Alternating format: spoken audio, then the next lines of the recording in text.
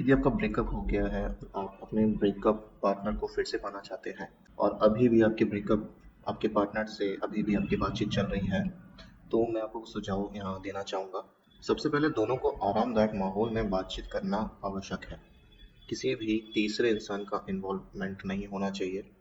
साथ ही आप उन्हें यह एहसास दिलाएं कि हम जो भी बातचीत होने वाली है उसके अंदर आपके बीच में सही या गलत के को साबित करने के लिए बातचीत नहीं होनी चाहिए कि आप एक दूसरे को सही साबित करना चाह रहे हैं या खुद सही साबित होना चाह रहे हैं। तो ऐसा नहीं होना चाहिए।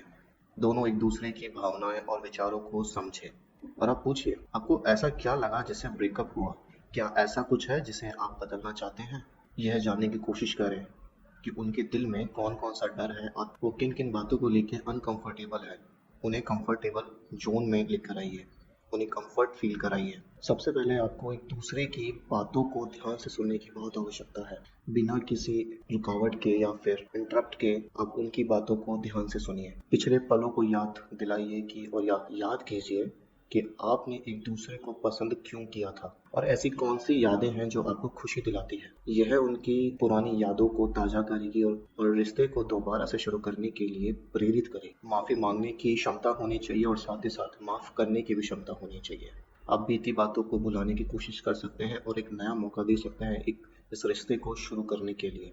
आने वाले कल की योजनाएं बनाएं और यह बताएं कि आप आने वाले समय में आप एक दूसरे को किस तरह से समय दे सकते हैं, क्योंकि हर रिश्ते में समय को लेकर, टाइम को लेकर ही सबसे बड़ी परेशानियां खड़ी होती है और कैसे एक दूसरे की खुशियों का ध्यान रख सकते हैं। और ये समझने की कोशिश कीजिए कि हर रिश्ते में उतार चढ़ाव से गुजरना पड़ता है, कि आज अच्छा है तो कल बुरा भी हो सकता है, लेकिन आपको एक दूसरे को ये चीजें समझानी होगी। आप दोनों एक दूसरे को ये भी समझा सकते हैं कि हर व्यक्ति की प्यार का अनुभव अलग अलग होता है और आप यह पता लगाएं कि आपके पार्टनर को किस चीज से खुशी मिलती है।